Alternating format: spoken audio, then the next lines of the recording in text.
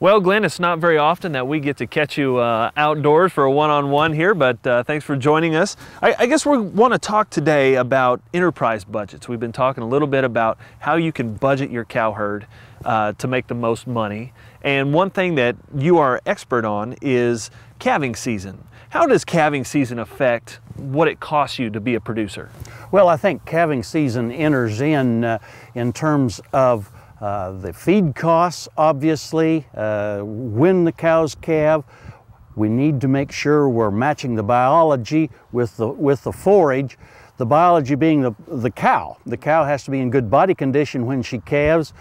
Whether we're getting that body condition from forage or whether we're getting it out of the sack and out of the hay rack is part of this cost that you're interested in, Clinton.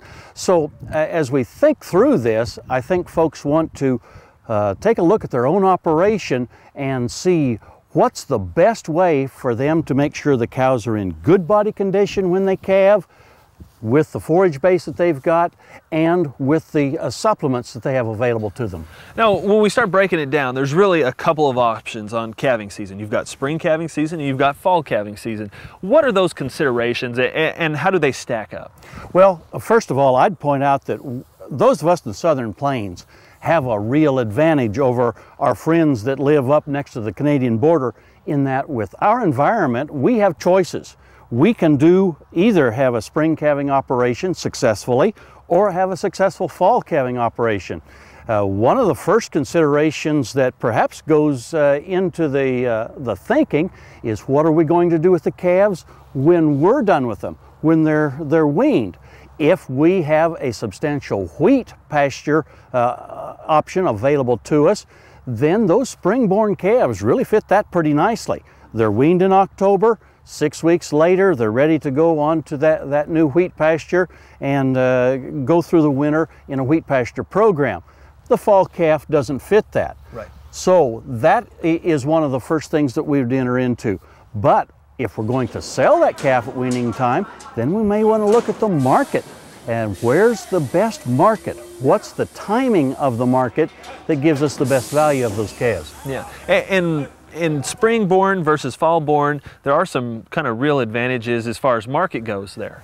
Well, in terms of when you look at the year-in fluctuation of markets, in other words, take a look at the Oklahoma City market over the past 10 to 15 years, and you'll see that it follows a pattern that the lowest prices are in the fall of the year, when the most calves are being sold throughout the United States. And so we'll see our lower market at the time that the spring-born calf is generally weaned and sold. As compared to the fall-born calf, a calf that's born September and October, weaned in the late spring, early summer time frame, on the average is at a time when it's 5 to 10% higher price per pound. So that fall-born calf usually has an advantage in terms of the value he's going to bring at sale time. And I guess that also holds true for cull cows, cull heifers? I don't think there's any question about it that cull cows, actually the swing that you see on a month-to-month basis throughout a year is even bigger than what we find with the calves.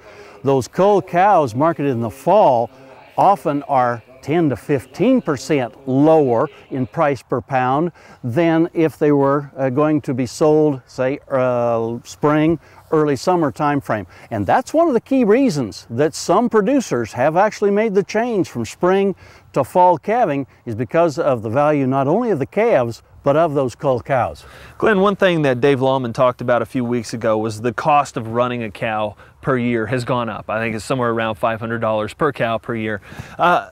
What is the difference in, are we going to have to feed more with fall calving cows than with spring calving cows? Most producers generally believe that we will have to feed a little bit more to a lactating cow through the course of the winter. I do think, however, that the difference is smaller than most producers believe. And the reason is the fall calving cow is going into the fall of the year in the best body condition she's going to be in throughout the year. She calves in great body condition. She's still in good body condition when she goes into the breeding season, generally starting in late November through December, the first part of January.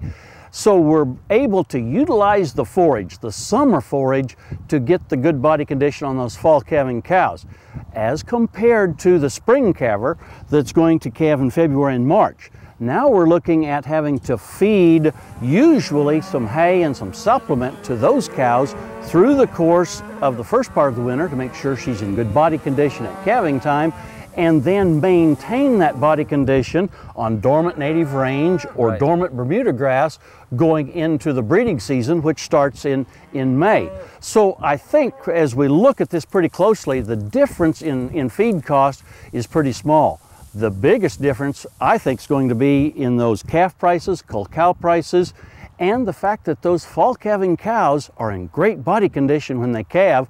We get a little higher rebreeding percentage year in and year out just because of that advantage. Yeah.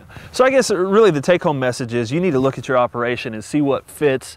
And the good thing is there are a lot of options. And there are a lot of options in Oklahoma and certainly Texas as well that give us some advantages that our neighbors to the north don't have. And that's where the marketing thing really enters in. Why not take advantage of some of those advantages? Exactly. Thank you, Glenn. Thanks for being here. My pleasure.